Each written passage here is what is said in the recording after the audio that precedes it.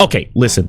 I know it's been 2 months since I played this game on the channel, okay? I know it has been a while, but listen, you gotta hear me out, okay? Juno came over, she was visiting for the last couple months, and, you know, I wanted to spend time with Juno. And I think that's a little more important than playing a game about Juno. You know what I mean? So don't worry, it's 2 months later, everybody else already knows how the story ends. I have no idea how the story ends. But, you know, any excuse to see Juno is a good excuse to me. So that's what we're gonna do today. Listen, I also had to give you guys a little bit of a break from Juno. I had to make you miss her a little bit so that you'd be more enticed to watch the videos and, you know, like and subscribe to these videos. And if you want to see more, it's all about having that little bit of vacuum there that, you know, I can fill with Juno or something else. So it's fine. It's okay. We're back. We can beat degenerates, and we can beat degenerates together. So join me as we say hi to Juno once more. We fooled around for a bit, throwing handfuls of sand at each other, then we both settled down across from each other and just enjoyed the moment. Seeing her beautiful, relaxed figure on the sand made me want to go snuggle close to her and never let go. Ah, the soft Juno hugs! Yes! I missed this! I wanted to shout to the world how much I loved her, how good it felt to be with her. In that second of utter bliss, there was no dark past or frightening future. There was no mission, no heaviness in my heart from the responsibility I had taken on, no conflicting feelings that made me feel irritated and constantly angry at everything around me. The sky was so blue that its brightness made my eyes ache, and the sun seemed to embrace us on all sides. I didn't know how long we lay like that until I heard a beeping sound that broke the silence, a signal from Pixie that the device analysis was finished. The sound brought me back to reality. Oh man, going from that bliss of like snuggle session with Juno, like all that soft warm and like cuddliness to against her large body. Sorry, I got lost in her muscles. I rose from the sand, shaking myself off hastily, and pulled my clothes back on. Juno followed me, and we both headed towards the jet. I was anxious to see the results, and the whole time Juno was studying the results of the analysis. What? Did you find something? I'm not sure yet. It's hard to draw conclusions from one sample. We need to get the others and analyze them accurately, which will take much longer. If we go now, we can do it all before dark. But I'm sure now that it's safe to deactivate all of the devices. At least that's something. Juno looked out the window of the jet. The sun was still pretty high. Then we have to move out. The sooner we go, the sooner we'll be done. You think we have a chance to save this planet? Did this analysis tell anything about that? Juno just shrugged her shoulders. I don't know, Raeal. I don't want to jump to conclusions and give you false hope just yet. But at least we'll try, right? Of course! I nodded, ready to act. Ah, Juno with that confidence! I love it! I love her confidence, dude. You know, this is how I know I'm always safe with Juno, because she just exudes confidence. Juno turned on the jet and adjusted the locator, gave Pixie the coordinates where we needed to go. I was seized with impatience, a thirst for action that could not be contained. The whole time we were flying to the next point, there were only 2 points on the map. I was fidgeting in the seat of the jet, tapping my feet on the floor in a nervous rhythm. Juno didn't say anything to me about it, though I could see her eyes on me every now and then. Finally, the jet hovered a couple meters off the ground at the desired point, a small field on the other side of the planet. We'll land and walk to the point. Juno took the locator, but I was in no hurry to join her. I think it would be wiser if we split up. You stay here and I'll head to the next point and pick you up on the way back. As soon as I finished my suggestion, which was admittedly more cocky than I thought, Juno became silent and her helmet displayed an expression of silent shock.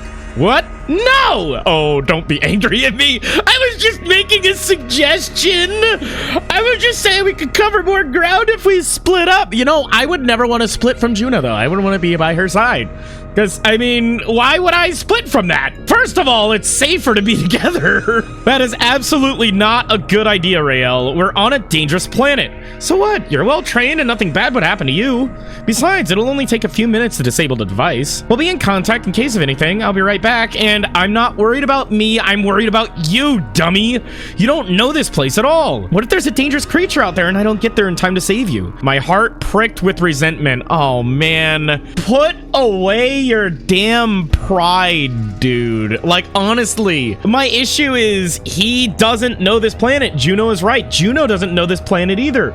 It is smarter to stick together in a survival situation, in a situation where you're not familiar with your surroundings. Stick together. That is the smartest thing you can do. Juno, I'm not a child. I can take care of myself. You taught me everything I know, and now I have to sit back and nothing will happen to me. You saw how local animals reacted to us. They didn't even look in our direction. It was only one species. See, I'm on Juno's side here, and not just because she's hot. What if you end up running into predators? No, that's out of the question. We go together. We've already wasted a lot of time, and now we're wasting even more. We'll split up and meet at the same point. I can stand up for myself. Stop thinking I'm weak. Juno's helmet showed a sad expression that made me feel like a total asshole, but I wasn't going to back down on this. See, my honest opinion here, I do think Juno is being a little harsh on the whole being overprotective thing, but I also see her point in, like, we're on a dangerous planet. We don't know what's on this planet. We don't know what kind of sandworms are down here that are gonna gobble you up. Like, we need to stick together so we can face things together. Like, I totally understand that. Like, that's so ridiculous. We had to use the time to our advantage as best we could. In the end, Juno only nodded and picked up her rifle. Please let me know if anything happens. With those words, she jumped out of the jet, landing smoothly on the ground. I nodded and wanted to wish her good luck, but Juno had already disappeared into the thicket of trees.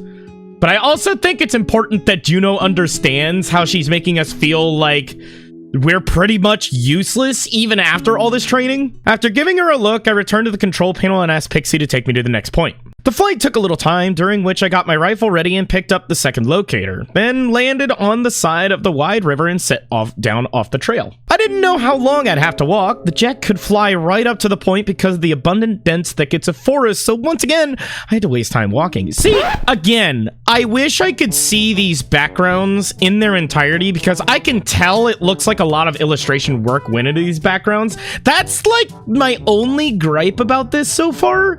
Is I wish I could see the artwork in the background, especially if there's no character on the screen. Unblur the picture. If there is a character on the screen, blur the picture. That forces the focus on the main character and off the background. But in these scenes, you can appreciate like how beautiful the planet is if you actually get to see the planet. I was focused on the locator, walking strictly towards the target, looking under my feet every now and then to make sure I didn't run into anything poisonous. The forest was quiet, even quieter in this part of the planet than the ocean shore. There seemed to be no animals here at all, except for the occasional passing bird and bugs dancing in the air. Despite the fact I was sure of my decision, an unpleasant feeling settled in my stomach and gave me no peace. My thoughts were all about Juno. She and I hadn't been separated in the last 2 years on the ship, much less by such a distance, and now I felt strange, lonely, and lost. We spent almost all of our time together, and even if we split up on the ship to train or work in the lab, we always knew where to find each other. As I pounded the weights in the gym, I knew that any moment I could go into the next compartment and find Juno there. But now she was somewhere far away, out of my sight, on an unknown planet, and I was getting more and more anxious. In 2 years, we'd barely gotten off the ground. All we could do was fly from one planet to another, rarely landing on them because it was always too late. Some were ruined and floating in space as fragments of stone, while others, even from space, looked dead and rotting away, living their last hours in agony. We were always late, and time became my worst enemy. I didn't have enough time to train more. I didn't have the time to help any of the planets destroyed by the anomaly. I hated the feeling of helplessness and the guilt that came from my own inaction. All I could do was train and absorb Juno's teachings, but I was nowhere near her level in terms of both knowledge and strength. So all the tiny success that we managed to achieve was the result of Juno's hard work, which made me feel like a useless anchor. In fact, Juno didn't have to be concerned with finding the anomaly and trying to stop it at all. Her planet was safe, far away from us, and if she wanted to, Juno could just give up and fly far away and where the anomaly had never been heard of. There was no way I would have gotten this far alone even if Juno had given me a separate ship equipped with artificial intelligence and everything I needed to survive. So now I felt a deadly determination to prove at least to myself that I could be useful. I could do what Juno had done. It was necessary for my own peace of mind just to believe that something depended on me. See, that's the problem, right? He spent 2 years with Juno, doing everything together with Juno, becoming dependent on Juno, doing everything for him, essentially, teaching him the ways of the galaxy and everything like that, and space and biology. A lot of teaching in biology. I'm just saying, if she wants to study biology, she can study by LME. So, like, I mean, I'm available. But still, it is a little silly, and I would feel like it goes against survival protocol to split up from your partner when you're on a foreign planet or like in a foreign area entirely, that feels very dumb and stupid. Last 2 years of hard training wasn't for nothing. I finally reached my destination. I could see the purple glow of the device in the bushes along the river's shoreline. Taking the bot, I turned it on and set it on the ground, asking Pixie to turn off the device. There were animal corpses all around it, just like the first one. Seemed like there were even more of them here. Part of the river was also affected by the device, with many fish and small creatures thrown up by the water lying on their sides. I approached them and took a couple of samples for Juno. Soon, Pixie turned off the device, the purple light went out, and I could pick it up. As I held it in my hands, I noticed it was quite heavy. I don't know if you should be holding that in your bare hands still. It's also kind of incredible that such small devices are causing so much issue. I ran back to the jet as fast as I could. I couldn't wait to get back to Juno, pick her up, and get back to the ship. Though tiny, the little bit of hope I had convinced me that we could save this planet. It kept me moving forward and gave me even more motivation and strength to keep going. Climbing into the jet, I immediately called out to Pixie. Pixie, let's get to Juno. Where is she now? Silence was all I got in no. You better fucking not. You better not. You'd better fucking not. If anything happens to my Juno, I will lay hell on this fucking earth. Cities will go up in fire. Brimstone will rain from the fucking sky. I frowned and moved closer to the jet's panel, as if I could see Pixie there. You'd better not. Pixie? Hello? Again, a few long seconds of silence, which had never happened before. Pixie finally answered, you better not. Raeal, I apologize for not replying right away. Pixie, what's going on? What's happening? What's going on with Juno? Juno is in a rather dangerous Take me to Juno! You need to get to her immediately. Oh, fuck! No, we need to get. My heart sank into my stomach as soon as Pixie said that. Is she okay? What happened? Panic was clearly audible in my voice and the ringing in my ears began to rise rapidly. Calm down, Raeal. You need to keep a clear mind. Juno is uninjured, but she is currently in battle mode. Oh, shit. You need to come to her aid as soon as possible. I cursed, feeling a sense of guilt clench my heart. If I hadn't insisted and stayed with Juno, this could have been avoided. And even though I wasn't as strong as Juno, it didn't mean anything. I'd rather know what was happening to her. Oh, shit! What's she fucking fighting? Finally, the jet hovered above the forest, the doors opened, and I jumped out of the jet. Just fucking... Oh, shit! She's a badass! Oh, that's a tentacle monster. Wait. Where's this going? Juno's figure immediately caught my eye. She was clutching her rifle in her hands, and thick green vines of a vicious plant were trying to attack her. They were dense and strong, trying to grab Juno, but she managed to fight back. I saw Juno's ears twitch in the direction of the jet. She'd heard I'd come to help, but she couldn't afford a second's respite. The plant, like a vicious monster, tried to grab her every now and then, and I felt the adrenaline rush into my bloodstream, instantly enveloping my body with heat. Holy shit, we're fighting a fucking octopus plant! Aaron Hansen taught me everything I needed to know. Green plant, purple plant, blue plant! Jennifer dumped me. I had to act now. I grabbed my rifle and jumped into the fray. I rushed into the fight, trying to draw the plant's attention away from Juno. I started firing and screaming at it. Come here, plant! Look at me! Look at me! I'm over here, plant! Don't pay attention to Juno! I'm over here! Wrap those green, shiny tentacles all over me! Wait. Actually, yeah, that's kind of hot. Do that. I'll take this one for you, Juno! Don't worry! Your little protogen will save you! Fucking green tentacles! Fucking blue tentacles! I don't care what you got! Bring it! Hey, you stupid weed! Try and catch me! Raeal, you really said that? I didn't know if the plant heard me, but as soon as I entered the fray, firing at the vines with my rifle, it immediately turned its attention to me, giving Juno a chance to take a breath.